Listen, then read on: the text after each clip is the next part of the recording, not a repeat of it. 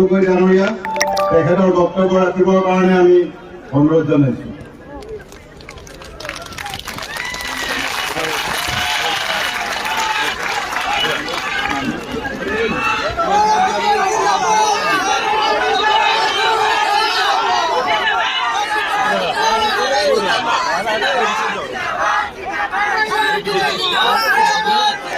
জাতি বচাও মাটি বচাও শীৰ্ষক এই পদযাত্ৰাত উপস্থিত থকা প্ৰদেশ যুৱ কংগ্ৰেছৰ সভাপতি জুবেৰ আলম ডাঙৰীয়া, উপস্থিত থকা নিখিল ভাৰত যুৱ কংগ্ৰেছৰ সাধাৰণ সম্পাদক অসমৰ তত্ত্বাৱধায়ক নীতেন্দ্ৰ যাদৱ ডাঙৰীয়া, ইয়াত উপস্থিত থকা জিলা কংগ্ৰেছৰ সভাপতি গংগাজ্যোতি টাইগান ডাঙৰীয়া, উপস্থিত থকা প্ৰদেশ কংগ্ৰেছৰ উপসভাপতি ঘন বৰগোহাঁই ডাঙৰীয়া, সাধাৰণ সম্পাদক জে পি দাস ডাঙৰীয়া, উপসভাপতি ডেভিড ফুকন ডাঙৰীয়া, আনন্দ নৰম ডাঙৰীয়া, ডিষ্ট্ৰিক্ট যুৱ কংগ্ৰেছৰ সভাপতি বচন লাহন ডাঙৰীয়া, মহিলা কংগ্ৰেছৰ সভানেত্ৰী হাফিজা বেগম ডাঙৰীয়ানী, প্ৰদেশ কংগ্ৰেছৰ সম্পাদকসকল প্ৰসঞ্জিত চৌধুৰী ডাঙৰীয়া, অমৃত গগৈ ডাঙৰীয়া, ৰাজকুমাৰ নীলনেত্ৰ নিয়োগ ডাঙৰীয়া, সাধাৰণ সম্পাদক পুলিত ভানু ডাঙৰীয়া, ইয়াত উপস্থিত থকা সুৰজিৎ দলে ডাঙৰীয়া, ভোগেশ্বৰ লগাচু ডাঙৰীয়া, নীলকান্ত পেগু ডাঙৰীয়া, লক্ষণনাথ দলে ডাঙৰীয়া,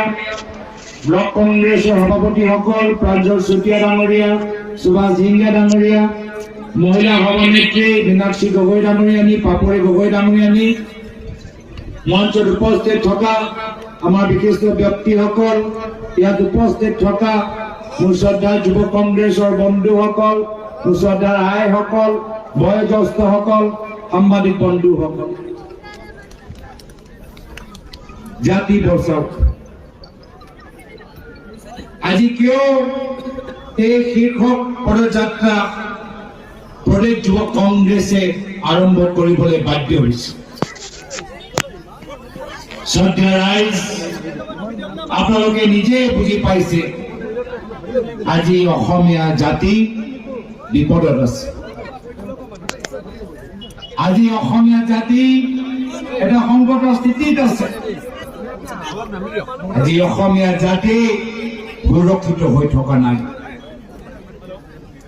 কিয় সুৰক্ষিত হৈ থকা নাই? যে আমাৰ মাটি অধিকাৰ আমাৰ ওচৰত নাই, মাটি পট্টা আমাৰ হাতত নাই।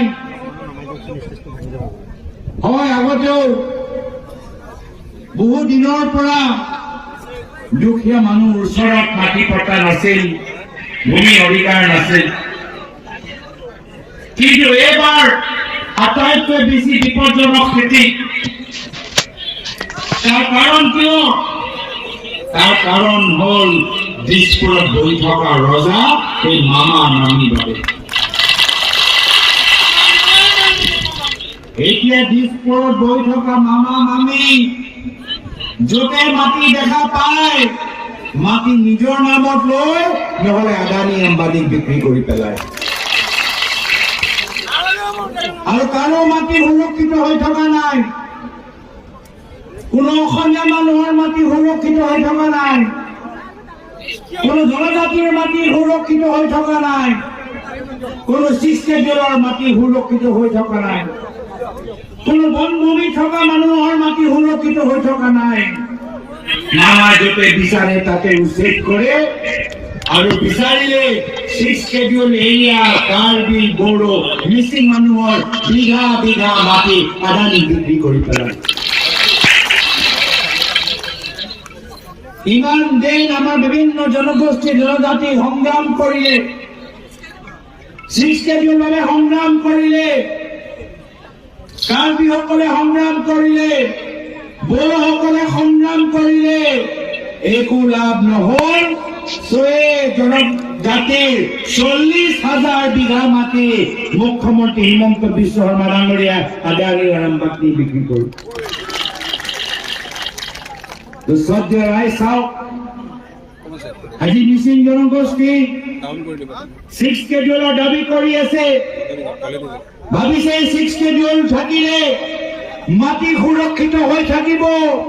মই আপোনালোকক কৈছো যেতিয়ালৈকে হিমন্ত বিশ্ব শৰ্মা ডাঙৰীয়া অসমৰ মুখ্যমন্ত্ৰী হৈ থাকে কোনো খিলঞ্জীয়া ভূমিপুত্ৰ মাটি সুৰক্ষিত হৈ থাকিব নোৱাৰে। যদি নিজৰ মাটি সুৰক্ষিত লাগে প্ৰথমে দিছপুৰৰ পৰা মুখ্যমন্ত্ৰী হিমন্ত বিশ্ব শৰ্মা ডাঙৰীয়া খেদি পেলাব লাগিব। যদি নিজৰ মাটি সুৰক্ষিত লাগে তেতিয়া দিছপুৰৰ পৰা মামা মামী অপশাসন শেষ কৰিব লাগিব। সেইকাৰণে আমি কৈছো ৰাইজক মজা দিয়াবোৰক এবাৰ ৰাইজে মজা দিব। এবাৰ ৰাইজ একত্ৰিত হৈছে, মামা মামী বিৰুদ্ধে অসমৰ ৰাইজ একত্ৰিত হৈছে। এই আমাৰ জনগোষ্ঠীয়ে হওক, জনজাতিয়ে হওক, অসমীয়া হওক, চুতীয়া হওক, বঙালী হওক, ভোজপুৰী হওক, কাৰ্বি হওক, বড়ো হওক, ৰাভা হওক, আদিবাসী হওক, অসমৰ ৰাইজ একত্ৰিত হৈছে। অসমৰ ৰাইজৰ জয়টো নিশ্চিত। এইবাৰ বিধানসভা নিৰ্বাচন কোনো ৰাজনৈতিক দলৰ মাজত নিৰ্বাচন হৈ থকা নাই। এইবাৰ নিৰ্বাচন অসমৰ জনসাধাৰণ বনাম হিমন্ত বিশ্ব শৰ্মা ডাঙৰীয়াৰ ওপৰত। আৰু আমি বিৰোধী দলবোৰ অসমৰ ৰাইজৰ লগত আছো, অসমৰ ৰাইজৰ হাত আৰু মজবুত কৰিবলৈ আহি আছো। সেইকাৰণে ভয় কৰিব নালাগে। এইবাৰ নিৰ্বাচন পৃথক হ'ব। বিজেপি দলে ভাবে যে তেওঁলোকে ধন বল, তেওঁলোকৰ ওচৰত আছে ধন বল, তেওঁলোকৰ ওচৰত আছে বহু বল, তেওঁলোকৰ ওচৰত আছে আৰক্ষী, তেওঁলোকৰ ওচৰত আছে ইনকাম টেক্স, তেওঁলোকৰ ওচৰত আছে ইডি। তেওঁলোকে ভাবে নিৰ্বাচন তেওঁলোকে জিকি যাব। কিন্তু এইবাৰ নিৰ্বাচন পৃথক হ'ব। সমগ্ৰ ভাৰতৰ ভিতৰত বিভিন্ন ৰাজ্যত বিভিন্ন সময়ত নিৰ্বাচন হ'ব, কিন্তু অসমীয়া মানুহে দেখাব যে কেনেদৰে যেতিয়া স্বাভিমানী ৰাইজ একত্ৰিত হৈ কেনেদৰে অহংকাৰক পৰাজিত কৰিব পাৰে। এটা বাৰ্তা আগন্তুক দিনত অসমৰ জনসাধাৰণে সমগ্ৰ ভাৰতৰ জনসাধাৰণক দিব যে কেনেদৰে যদি আমি একগোট হৈ যাওঁ তেতিয়া সন্মুখত যিমানে শক্তিশালী অপশাসন কৰা, অন্যায় কৰা, চিণ্ডিকেট চলোৱা মানুহ কিয় নাথাকক, ৰাইজ যেতিয়া একত্ৰিত হয় ৰাইজক কোনো পৰাজিত কৰিব নোৱাৰে। এইবাৰ অসমৰ ৰাইজ জিকিব, এইবাৰ অসমৰ ৰাইজ যুঁজিব। আৰু যিদৰে ইতিহাসত বুৰঞ্জীত ৰামায়ণতে চাওক, মহাভাৰত ইতিহাসত চাওক, শৰাইঘাটৰ ইতিহাস চাওক, যেতিয়া ৰাইজ একত্ৰিত হয় কোনো অহংকাৰী ৰজা নিজৰ ৰাজত্ব চলাব নোৱাৰে। আজি সেইকাৰণে মুখ্যমন্ত্ৰী আজি বিপদত আছে। আমাৰ মাজত ধৰ্মৰ নামত, জাতিৰ নামত, ভাষা নামত আমালোকৰ মাজত বিভাজন সৃষ্টি কৰিবলৈ বিচাৰে। আমি বৰ অসমৰ বাসিন্দা, আমি বৃহত্তৰ অসমৰ, আমি অসমবাসী, আমি শান্তিত থাকিবলৈ বিচাৰো, সম্প্ৰীতিত থাকিবলৈ বিচাৰো। কিন্তু মামায়ে আজি কংস মামাৰ দৰে মাত্ৰ নিজৰ গাড়ী সুৰক্ষিত কৰিবলৈ এটা ভায়েকৰ ককায়েকৰ মাজত কাজিয়া লগাই আছে। কেতিয়াবা আহোম আৰু মিচিঙৰ মাজত, কেতিয়াবা কাৰ্বি আৰু ভোজপুৰী নামত, কেতিয়াবা অসমীয়া আৰু বাঙালী নামত, কেতিয়াবা ব্ৰহ্মপুত্ৰ আৰু বৰাকৰ নামত তেওঁলোকৰ এটাহে কাম আমাক ভাগ ভাগ কৰা। কিন্তু আমি ভাগ ভাগ নহওঁ। আমি নিজৰ ইতিহাস মনত পেলাম যে কেনেদৰে স্বাধীনতা সংগ্ৰামত আমাৰ অসমীয়া মানুহবোৰ একত্ৰিত হৈ ব্ৰিটিছক খেদিছিলে। এয়া হ'ল আমাৰ অসমৰ বুৰঞ্জী, এয়া হ'ল আমাৰ অসমৰ ইতিহাস, যে কেনেদৰে বিভিন্ন সময়ত চিপাহী আন্দোলনৰ আগতে আমি অসমত ব্ৰিটিছৰ বিৰুদ্ধে আন্দোলন কৰিছিলো। এয়া হ'ল আমাৰ ইতিহাস, এই বৰ অসমৰ ইতিহাস। আজি এই কাৰণে আজি অসমৰ জনসাধাৰণে কৈছে যে আমি এই মুখ্যমন্ত্ৰীৰ পৰা ভয় নকৰোঁ। আৰু মুখ্যমন্ত্ৰীৰ কথাবোৰ লাহে লাহে পাতল হৈ পৰিছে। পাতল হৈ পৰিছে। এতিয়া কোনোবাই মুখ্যমন্ত্ৰীৰ কথাৰ ওপৰত বিশ্বাস কৰেনে? বিশ্বাস কৰে নেকি? ডাঙৰকে বিধানসভাৰ ভিতৰত এটা 6 জনগোষ্ঠীৰ ৰিপৰ্ট আনিলে, ঢোল তাল বজালে আৰু পিছত ক'লে যে 6টা জনগোষ্ঠী বিধানসভা ক্ষতিকৰণ নহ'ব। তাৰপিছত ক'লে মই অলপ দিন আগতে ক'লে মই বৃদ্ধসকলৰ বাবে চিন্তা কৰিছো, বৃদ্ধ পেঞ্চন বঢ়াম। কিমান বঢ়ালে বৃদ্ধ পেঞ্চন? 250 টকাৰ পৰা 400 টকা বঢ়াই দিলে। আজি তাৰিখত য'ত বৃদ্ধসকলে 1000 টকা পাব লাগে, মুখ্যমন্ত্ৰী মাত্ৰ 250 টকাৰ পৰা 400 টকা কৰিছে। কিন্তু কংগ্ৰেছ আহিলে আমাৰ প্ৰতিশ্ৰুতি যে আমি বৃদ্ধ পেঞ্চন 1000 টকা দি কৰিম। মুখ্যমন্ত্ৰীয়ে অৰুণোদয় আঁচনি বাবা লৈ থাকে, কিন্তু অৰুণোদয় আঁচনি আজি আমি দেখিছো যে অৰুণোদয় আঁচনিৰ ভিতৰত কিমান কেলেংকাৰী হৈছে। যিসকলে পাব লাগে নাপায়, আমাৰ মিচিং আইসকলে নাপায়, আমাৰ আদিবাসী আইসকলে নাপায়, আমাৰ বিভিন্ন জনগোষ্ঠী জনজাতি অনুসূচিত জাতি আইসকলে নাপায়। মাত্ৰ বিজেপি দলৰ লগত যিসকলে MLA ওচৰত যায় তেওঁলোকে এই সুবিধাখিনি পায়। যিসকল MLA ওচৰত যায় তেওঁলোকে এই সুবিধাটো পায়। আমি কথা দিছো যে আগন্তুক দিনত যেতিয়া কংগ্ৰেছৰ নেতৃত্বৰ চৰকাৰ আহিব, প্ৰত্যেক দুখীয়া মহিলাই তেওঁলোকে আঁচনিৰ সুবিধা পাব।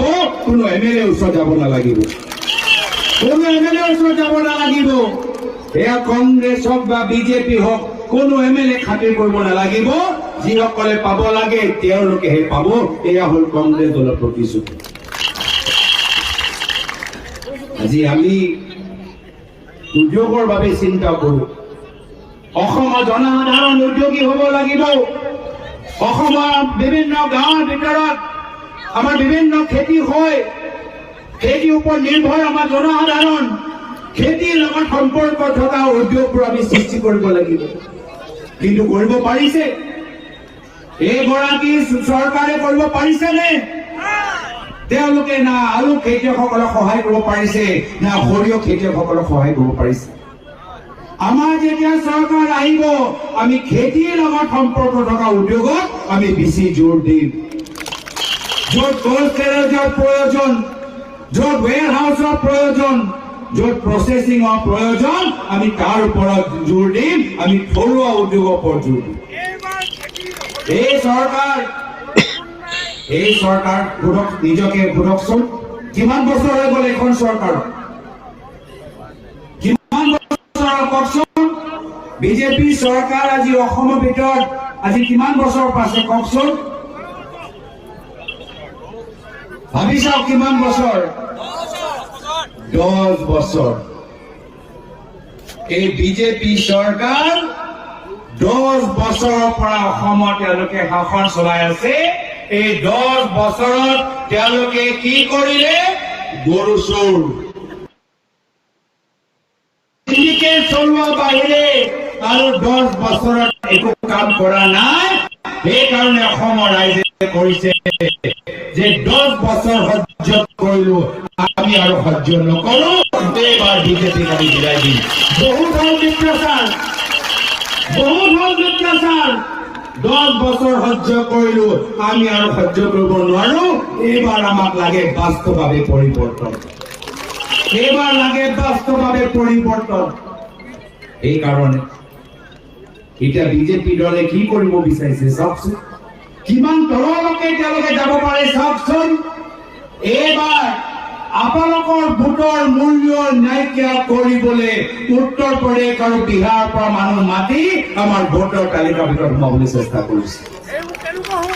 এই হ'ল বিজেপি দলৰ আজি তেওঁলোকৰ কাম। আপোনালোকৰ মিচিং জনগোষ্ঠী, বড়ো জনগোষ্ঠী, ৰাভা জনগোষ্ঠী খিলঞ্জীয়া ভূমি দিব পাৰে, কিয় দিব নোৱাৰে? যে তেওঁ হ'ল এগৰাকী মিছলীয়া মুখ্যমন্ত্ৰী। মিছলীয়া মুখ্যমন্ত্ৰী প্ৰত্যেক দিন 100টা মিছা কথা তেওঁ কয়। প্ৰত্যেক দিন মিছা কথা কি ক'লে যে জুবিন দাক ন্যায় দিব ময়ো জুবিন আমিও জুবিন হয়নে নহয় ময়ো জুবিন আমিও জুবিন এতিয়া জুবিন দাক ন্যায় দিব পাৰিছে জুবিন দাক ন্যায় দিব পাৰিছে এতিয়া যি চাৰ্জশ্বিট তেওঁলোকে জবাব দিছে সেই চাৰ্জশ্বিট যোগেদি গোটেইবোৰ বেলত ওলাই আহিব চাব এনেকুৱা এটা দুৰ্বল চাৰ্জশ্বিট জমা দিছে আৰু সেইকাৰণে মুখ্যমন্ত্ৰী নিজৰ দায়িত্ব সামৰি এতিয়া বেলেগৰ কথাবোৰ ক'বলৈ বিচাৰে কিয় কি তেওঁ নিজে জানে ইমান দুৰ্বল চাৰ্জশ্বিট আৰু চৰকাৰৰ ফালৰ পৰা যেনেদৰে অধিবক্তাসকলে নিজৰ কথাবোৰ ক'ব লাগে আজি কথাবোৰ কোৱা নাই কিয় যিহেতু সিদ্ধাৰ্থ শৰ্মা বিজেপি দলৰ মানুহৰ লগত বিজনেছ কৰে সেইকাৰণে তেওঁ এনেকুৱা কাম কৰিছে কিয় যেহেতু শ্যামকানু মহন্ত ডাঙৰীয়া কেন্দ্ৰ বিজেপি চৰকাৰৰ পৰা টকা পইচা লৈছে সেইকাৰণে শ্যামকানু মহন্তক আজি তেওঁলোকে বেল দিবলৈ বিচাৰে সেইকাৰণে আজি আমি নিজৰ বিবেক ভোট প্ৰদান কৰিব লাগিব আঁচনি আছে পূৰ্বতো আঁচনি আছিল আজিও আঁচনি আছে মই আপোনালোকক কৈছো ৰাইজ পৰৱৰ্তী দিনতো আপোনালোকে আঁচনি সুবিধা লাভ পাই থাকিব